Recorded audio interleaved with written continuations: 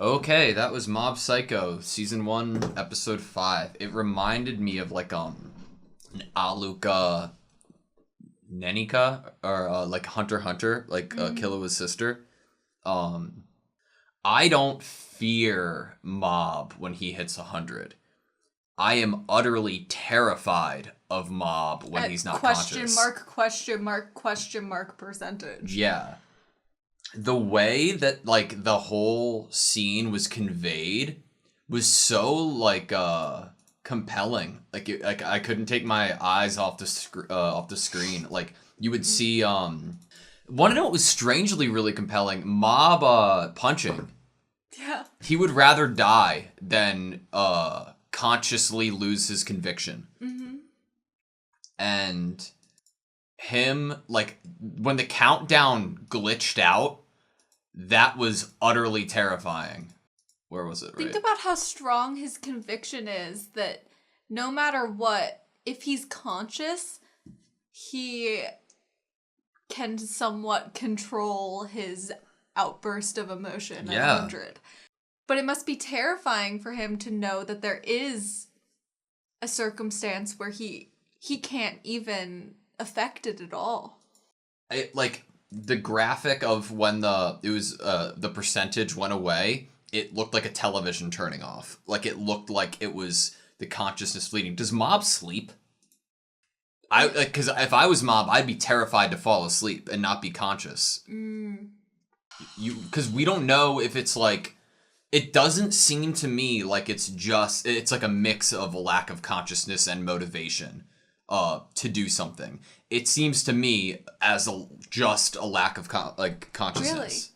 Really? Like, both times we saw it in the flashback and then here, it obviously came from a emotionally motivated, like, instance. Mm-hmm. But in both times he was knocked unconscious. Yeah, I think I was pegging it as he reaches 100% and then goes unconscious. He didn't reach 100%. Well, we don't know.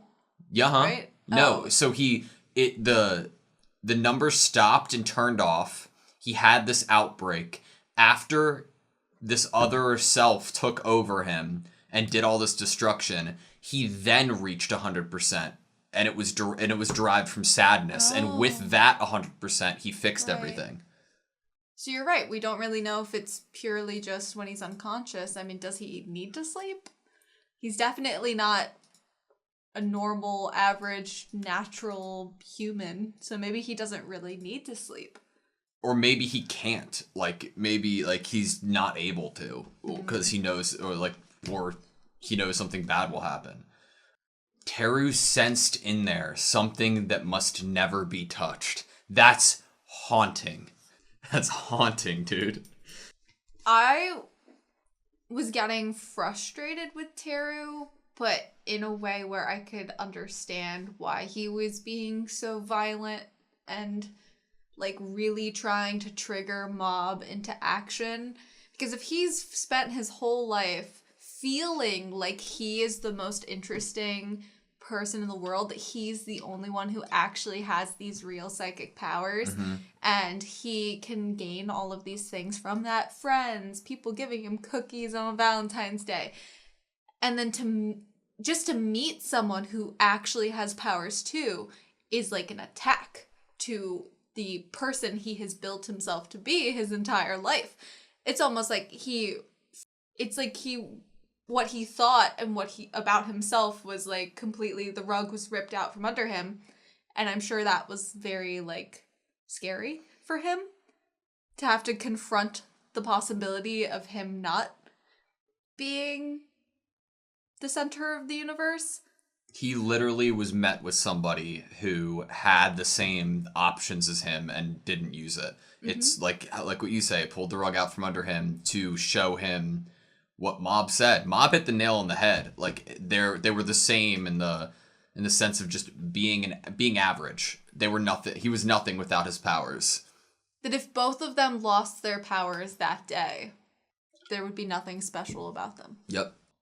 So we had the scene with the knives where Teru explicitly thought to himself that he had no intention of harming Mob. Yes, I wanted to talk about that too.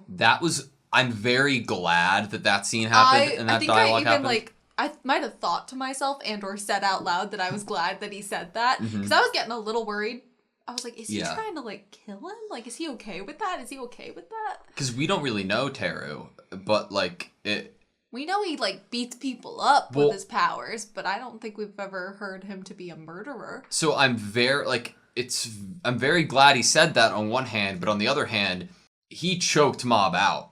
Like, and then my favorite line of the episode was Teru saying, "Wait, don't leave me behind."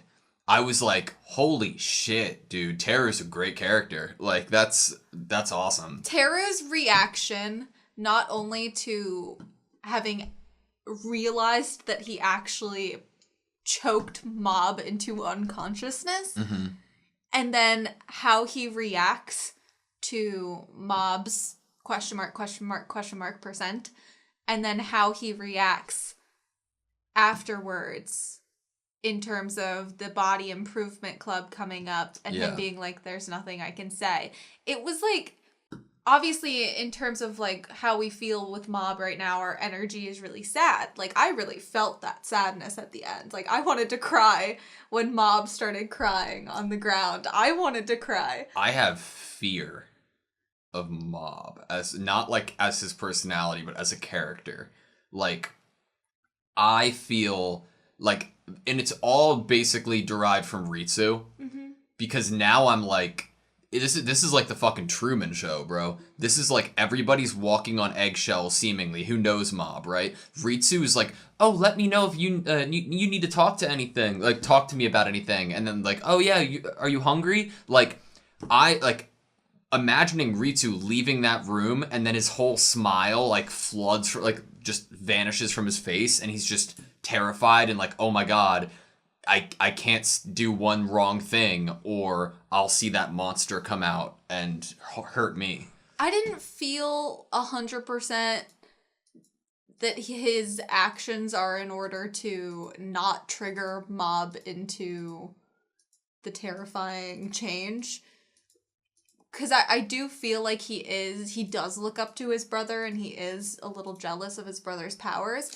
But I think the issue is that he thinks that there's something inside of Mob, that he's probably angry that this thing would take over his brother. He probably feels for his brother. He probably worries about his brother. I think he does to a degree, but like the way that like the dialogue here, and then you pointed out like his hand shook. Like you hear a sound of him like kind of tighten his hand on the handle. And it was right at the time that I think he tried to avoid the question with like the jokingly backpack thing, right? And then he like clenched a little bit on the handle when he said, "Oh, you mean when those high school kids picked a fight with us?" I take that as fear, like thinking back what that was like. And I also don't believe Ritsu when he says, "You didn't do anything to me." Well, I don't believe that either. Yeah. But I didn't take that response as a fear response. Gotcha. I took it as I don't want to make my brother know that he hurt me. Okay, that's fair. But we're both just like grasping at evidence from the show to kind of figure out how Ritsu actually feels about Mob. It's like, whatever that is inside Mob, it's like it obviously seems to activate when he gets hurt or when he could become unconscious, but I can't decide if it's an unconscious thing or a defense mechanism. Or it just so happens to be both. Could be both. It's a very scary thing. I didn't think we were gonna go there. Like, Get the flashback of why Mob is so careful with not using his psychic powers against people. Yeah, like seeing like the start of it and then seeing the blood like earlier in the episode, that like had me. And by the age and how they looked, it's obvious from the flashback of hearing Reagan talk to him that Reagan must have met up with maybe the family took him to Reagan because Reagan says he's a psychic. I mean, best person you could take him to. Yeah, like maybe that's how they met, is after that event. His parents were worried about him and thought maybe he needed to better control his powers or try to get rid of them. And so took him to a psychic to help. And that ended up being Reagan. Which Reagan's speech was amazing, by the way. Thank you. See, I think you just have a negative bias to Reagan because you don't like him for God knows what reason. But yeah, there's no reason. When he is sat behind glass and you can't see who he is, it's like frosted glass, not actual glass. You can see through that. When you can't see who Reagan is and he's silhouetted, and then just hear the man's words, everybody loves him. How could you not? All I could think was, please don't be Reagan speaking right now. I think we will find out how Ritsu actually feels about his brother. I just have, in my vibe, is that he sees his brother as separate from whatever this thing is that happens to him after unconsciousness. I wonder how deep this show goes, because like at the moment it's just like, I'm taking it like I took the first season of One Punch Man, like, oh, fun, funny, action, right? Mm-hmm. But they could definitely go into like a more story-heavy, what is this thing that is inhabiting Mob? This episode, I didn't expect to be emotionally, like, affected. I mean, like you said about that fight between Taro and Mob, like, you couldn't take your eyes away from the screen. Mm-hmm. I felt that too. Mm-hmm. And I felt very emotional upon Mob's realization of what he had done. And I felt emotional seeing Mob's flashback of what happened. And also, some of the things Teru was saying to Mob were also very, Yeah. So I feel like this show is definitely going to really go down the route of, like, true internal feelings, humanity feelings. Like, yeah, we've seen like loneliness and or feeling slightly like he's not living his best life, but now we're getting into like deeper, which is like your exciting. existence in this world, and are you the main character, but deeper than that. So like just thinking more about like the Ritsu thing at the end, it could, like, I could see a story where Ritsu feels like he just, first instance of it was with 3 bullies or whatever, right? Next instance of it, you saw like a video of a school being torn apart. Mm-hmm. Couldn't you see a route where if you had the knowledge of this potential catastrophic event in front of you, you would feel the need to try to stop it? Could you see a potential storyline where Ritsu tries to kill Mob? Like, for the greater good? Oh, before you said that, in my head I was like, oh, is Ben gonna say that maybe that's why Ritsu wishes he has powers, is so that he could stop Mob if Mob ever did that again? But you're like, no, he's gonna kill him. And I was like, oh. Maybe. Not that I think he could. I'm just saying, like... I mean, he might try to... he might be thinking of what he could do to stop because Mob. The flaw in, like, what I was originally thinking is that it's only Ritsu who really knows, other than Teru now. I'm sure they lied to his, like, Mob's parents, you know, after it happened. I'm sure Ritsu protected Mob. Yeah, and I'm thinking, like, if Ritsu's the only one to really know what this, like, you know, this power can do, and then he just saw this and connected it to Mob, then, like, I don't know. I wanted to go through some of the lines that Reagan was saying. Okay. Can I say one thing before we do that? I just wanted to talk about the killing him one last time. Oh, okay. I would just hope that if that was something that happened, that Ritsu felt like he needed to do, I would hope that it was less out of, this is an evil thing and I need to protect it, like the planet from this thing, and more like, I don't want Mob to have to live with knowing that he destroyed or killed all these people. That's what I would hope. Yes. That it's a little more like loving and not like, my brother is the devil. I don't know. I'm not saying they do that. That's not like an actual guess. It's just like that's a potential outcome from like what my takeaway from this episode. I don't think it's like a weird place to go. Yeah.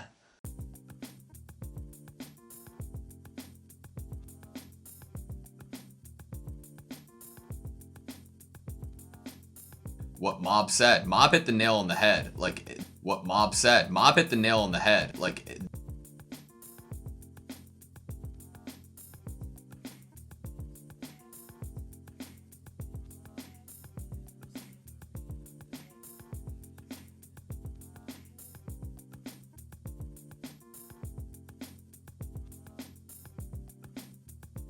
Mob hit the nail on the head. Mob hit the nail on the head.